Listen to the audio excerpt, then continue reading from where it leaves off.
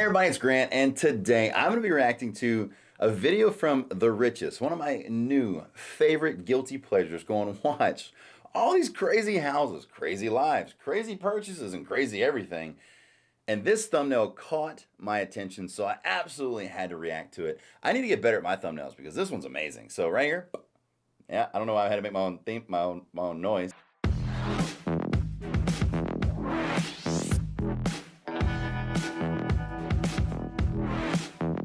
While China and the United States have been battling it out on who houses the most billionaires, quietly over the years, India has been ranking in more and more members into the uber elite class. Yet, at the same time, the wealth gap between the rich and the average Indian citizen is increasing. But what is life like for the rich in the Asian country? Well, that's what we're going to explore today. We'll examine the perks and struggles of holding a fortune in India, and we'll see some of the most exorbitant purchases that have taken place in India. So, let's get started. Between 2010 to 2017, India was reportedly adding a new billionaire into their ranks every 33 days on average. Back in 2000, the nation had only 9 billionaires. In 2017, the nation had 101 billionaires residing within. According to Forbes' most recent look at countries with the most billionaires, India now has 140 billionaires. So it's funny. Asking me how many billionaires there are in the world, I don't know if I would get it right. I really don't. How many billionaires are in America, this. But like millionaires, because it's a whole lot more attainable. Most people, if you ask them how many millionaires there are in America or the world, they're going to be like, oh, 3,000? Oh, what about the world? I don't know, 20,000? But the true answer is literally 20 to 25 million millionaires in the United States, and then like 55 to 60 million millionaires across the entire world. So, and that's, just Google it. This figure puts them in third place in the world rankings, beating Germany, which has 136 billionaires. At the time of the list being published, India's richest held a collective $596 billion between them. This was a 90% increase from the previous year when it was $313 billion. The person that tops India's richest list is Mukesh Ambani. He made his fortune being the majority shareholder and chairman of the conglomerate Reliance Industries. The company also created one of the country's biggest telecommunication companies, Jio. I'm learning many things right now. I'm enjoying myself. Due to all this, at the time of writing, Ambani has an estimated net worth of $79.7 billion, making him the richest person in India and... That's so Bill Gates 2008. I don't even know why I said that. In all of Asia. Currently, the second richest person in India is Gautam Adani and his family. The majority of his fortune stems from being the founder and chairman of Adani Group. He also owns the coal mine Abbott Point, Mundra Port, and has a 74% stake in Mumbai International Airport. At the time of writing, he and his family have an estimated net worth of $55.9 billion. The industrialist Shiv Nadar made his cash from co-founding the IT firm HCL Technologies. Like Jeff Bezos' Amazon, HCL was also created in a garage. Due to forming HCL, Nadar is currently the third richest person in India. At the time of writing, he has a net worth of $25.6 billion. And he started in a garage. Pretty cool. On top of his business acumen, Nadar has also funneled a reported $662 million into his Shiv Nadar Foundation. The rich in India are seemingly looking to leave the country. In 2015, it was discovered by New World Wealth that India had the second highest number of millionaires leaving their country. Number 1 was China. Between 2000 and 2014, 61,000 of India's top earners had moved abroad.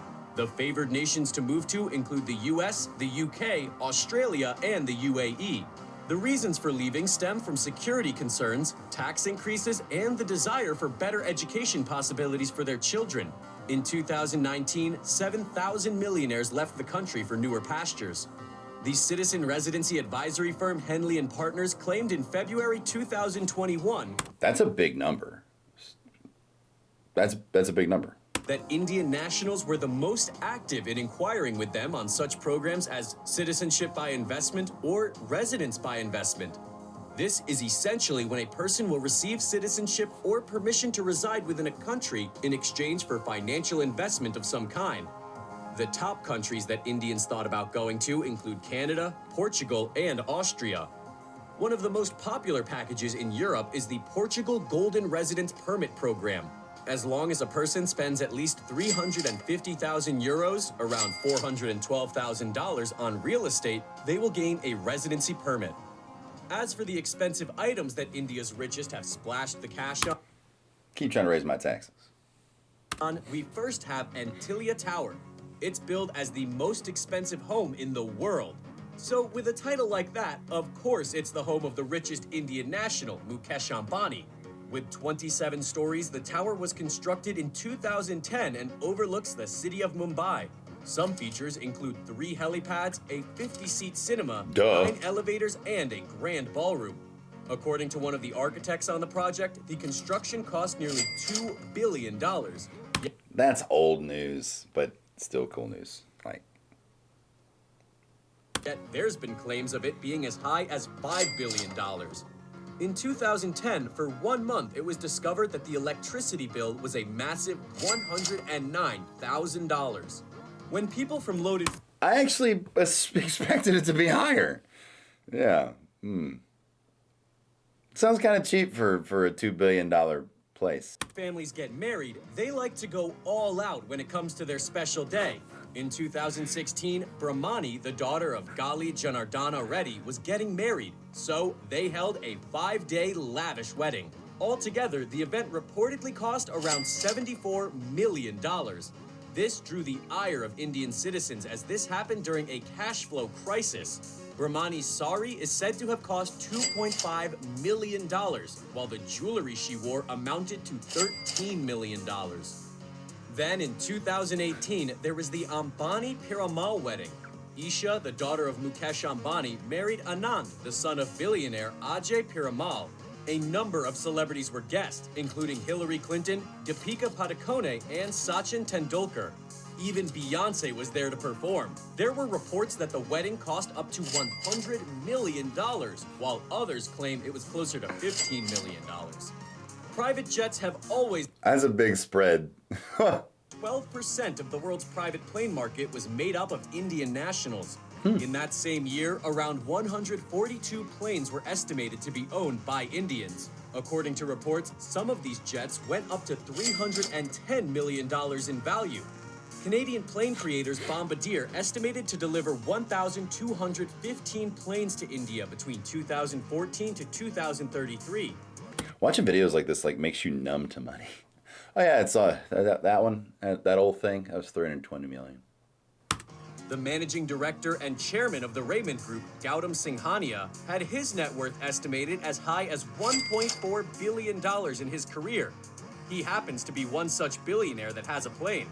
In 2016, he reportedly owned a Bombardier Challenger 600. At the time, these jets cost up to $21 million. While the affluent in India are getting richer, the wealth isn't exactly trickling down to the average citizen. In fact, all the extra capital for the billionaires has actually increased the inequality gap. In 2018, Oxfam examined the growing divide in India. They found that the top 10% of the country's wealthiest controlled 77% of the total national wealth, with 73% of the wealth generated going to the top 1%. While the poorest half of the population only saw their wealth increase by 1%. Oxfam found... So here's something on this, okay? You know, the coolest part about America, and if you don't believe this, then, you know, you really need to take time, research, look into it, and hey, maybe you can prove me wrong. But the beautiful thing about America is we have a middle class, okay? Now, middle class isn't a bad thing. What happens by being middle class means you can either go down into below the poverty line, or you could rise above middle class and go into higher income, right? So if you ever want to know how much money you make comparable to percentage wise, I have a friend of mine, love him to absolute death, but he talks so negatively about what he does, and he's like, well, my base pay is 40,000, which is below the poverty line. Well, which wrong. One, is already ignorant. Two, completely wrong, which makes it ignorant. And I get what he's saying, but there's so much negativity in the world. We don't have beaches covered in slush like that. Like, we do, but then someone sees it and we go fix it. Like Mr. Beast Team C's, right? I got 4 C's. I've donated money to Mr. Beast Team C's. The reason I get all these bracelets is because of my donation per month or per year, whatever I end up doing, it's just on my credit card. Just take it, but it's to take pounds of trash out of the ocean, right?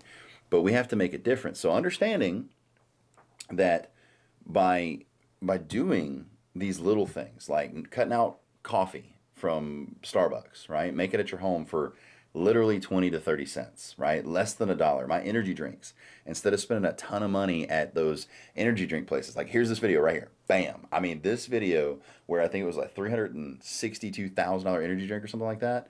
Like, literally, this cost me like 94 cents per drink, right?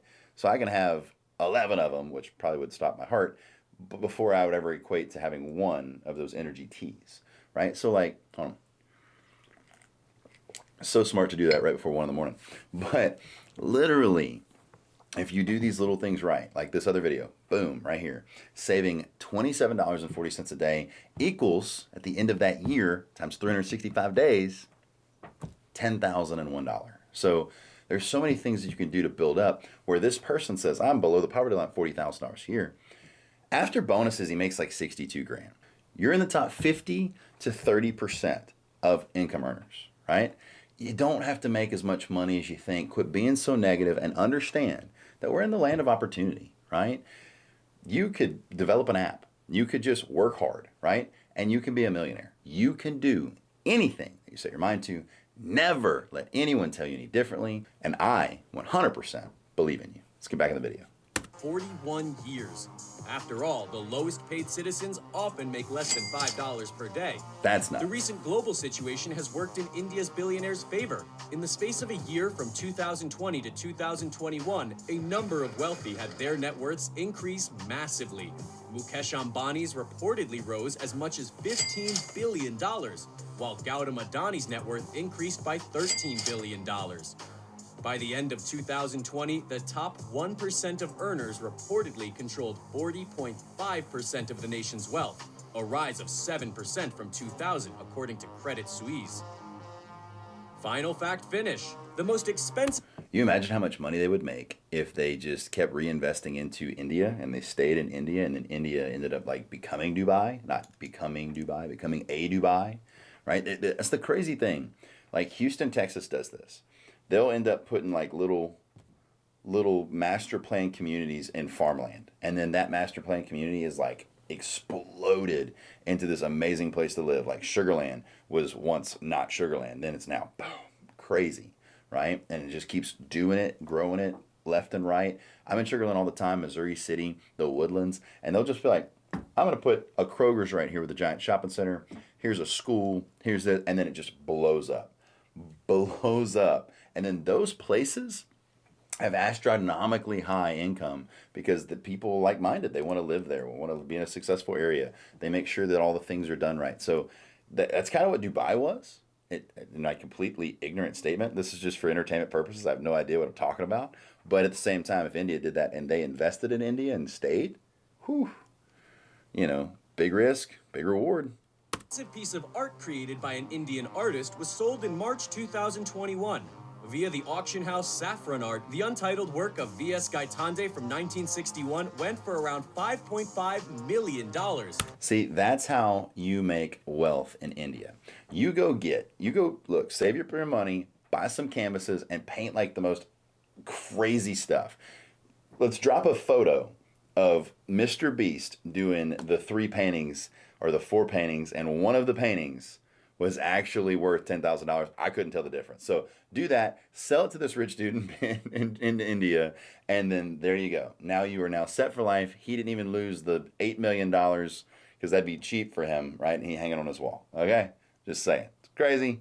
Those people are crazy the way they spend their money. Like $5 billion house. That being said, that's all for this video, guys. I hope you enjoyed this video. Also, please don't forget to power up that like button, hit that subscribe button, and notification bell. Also, appreciate the situation you are in. If you watch the comments, a lot of people often say, you guys are so lucky to be in America, this, or that. Because truth be told, we are. But over here in America, we're getting really spoiled and we're all victims because we always want to be upset about something. If you're watching this channel, you do not have that mentality. You are a strong individual that is looking to better yourself. Bad things happen, literally all the time. Take those punches, keep getting up, keep going, and remember, I 100% believe in you. I know you can do anything you set your mind to, and never let anyone tell you any differently. I told it twice in this video because I 100% believe it. I 200% believe it since I said it twice. Hope you guys have a fantastic afternoon. Please don't forget to power up that like button, hit that subscribe button, and notification bell, and I will see you on the next one.